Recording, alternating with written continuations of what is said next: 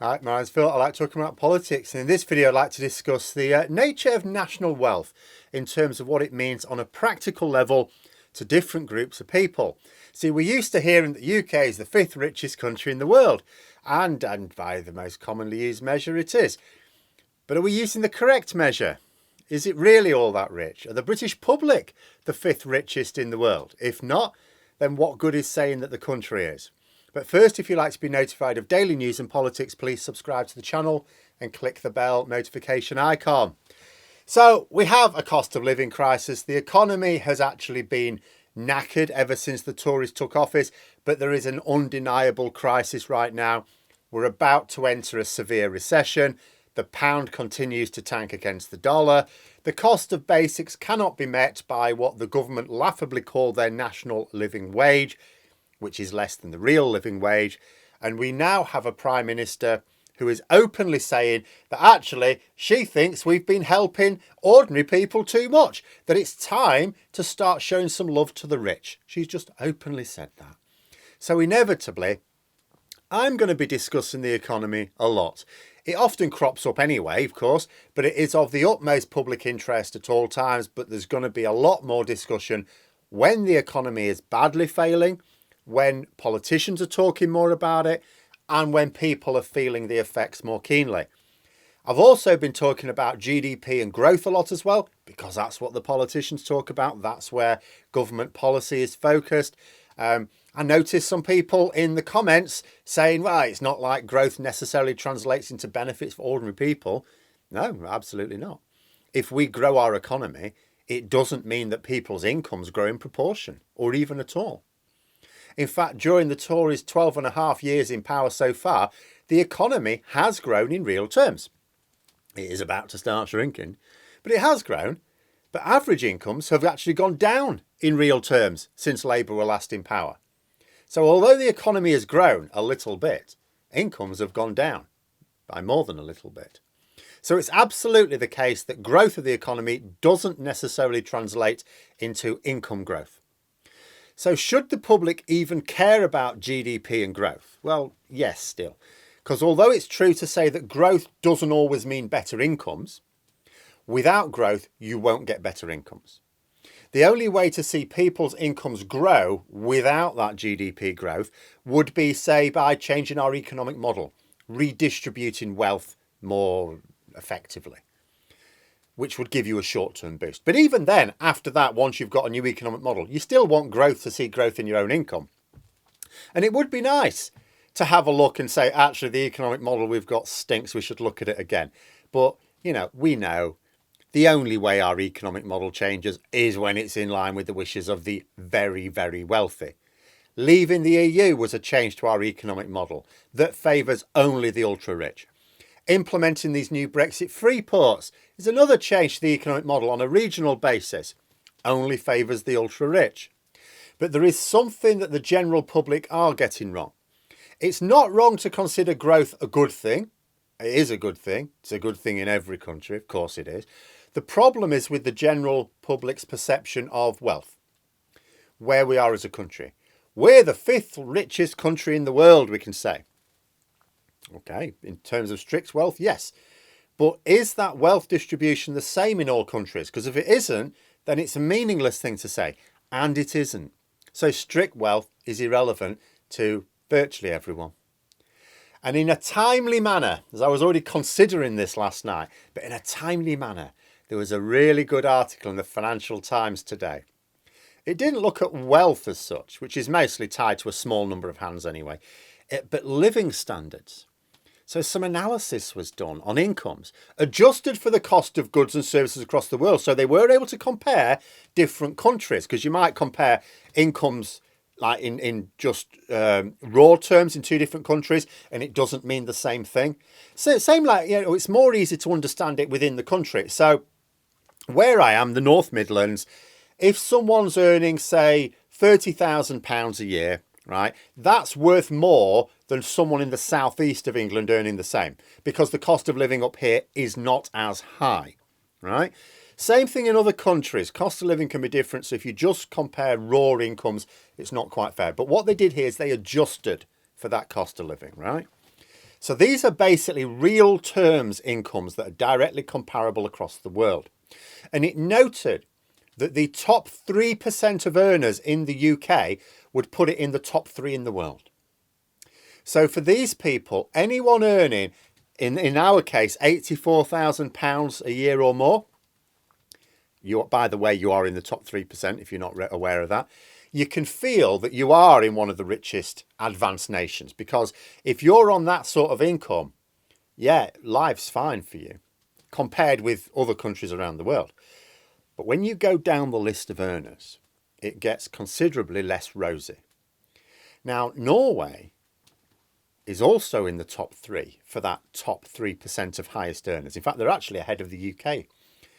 But the bottom 5% of earners in Norway are the richest bottom 5% of anywhere in the world.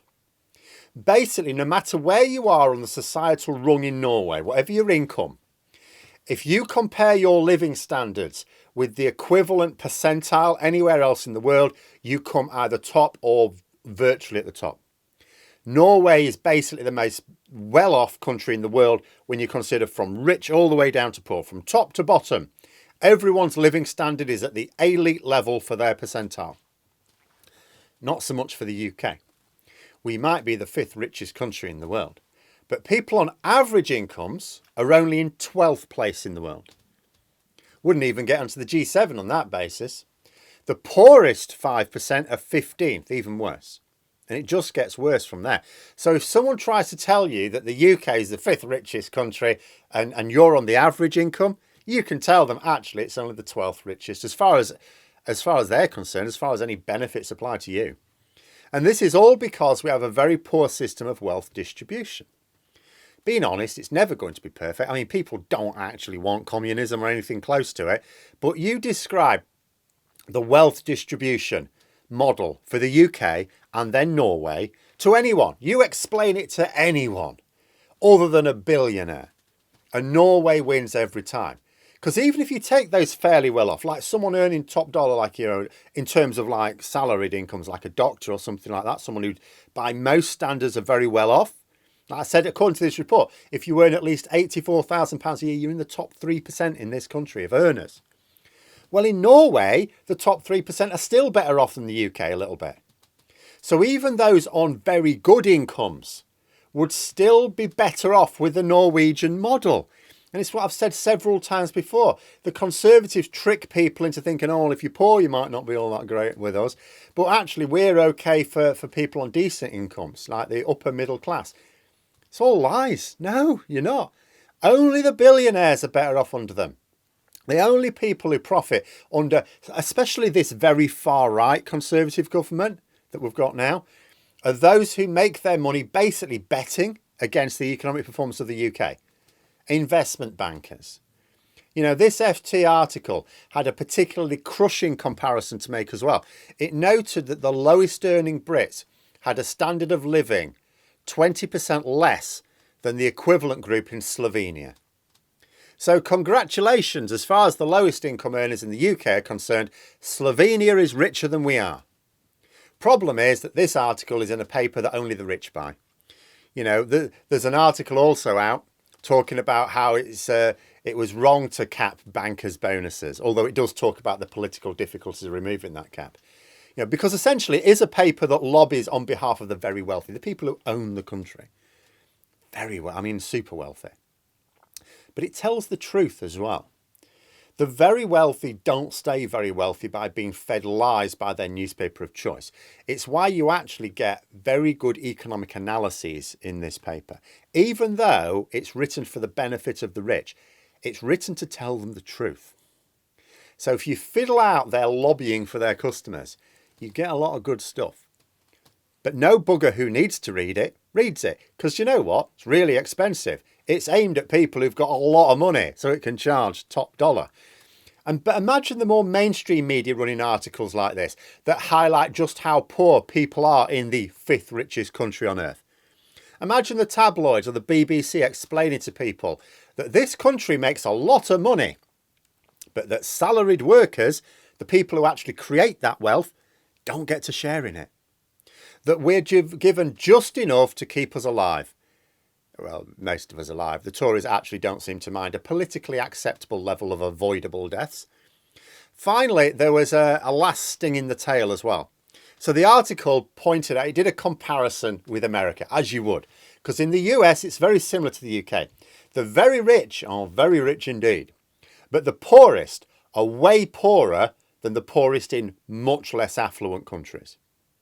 Basically, ordinary Americans are getting stiffed just like Brits. Only, in some ways, it's actually worse for people in the UK, because the article said that in the 5-year period before the pandemic, the growth in the US economy was shared by everyone. Everyone's incomes were buoyed by it, rich and poor. Everyone sort of got to share in it. But this did not occur in the UK. So even in that 5-year period, we did not see national level growth in GDP being seen in income growth amongst those who were creating that wealth. You know, so congratulations. We treat ordinary people in this country even worse than they do in America. And it finishes off by describing the UK as essentially a poor society with pockets of rich people. And the government gets away with it because people don't compare themselves to their equivalents in other countries. So they don't see how hard done they are because no one's showing them this comparison. Even when times are tough, as they undeniably are now, really tough, many may imagine, well, I mean, we're actually quite lucky to be in the UK. Could you imagine if we were in Slovenia? It's like, yeah, you'd be way better off. There are basically a dozen poorer countries where you'd be way better off. If only they knew. But those are my thoughts. Let me know yours in the comments below. Hope you found the video interesting. If you did, please click the like button. If you'd like to support the channel further, the join button for memberships. And until next time, I'll see you later.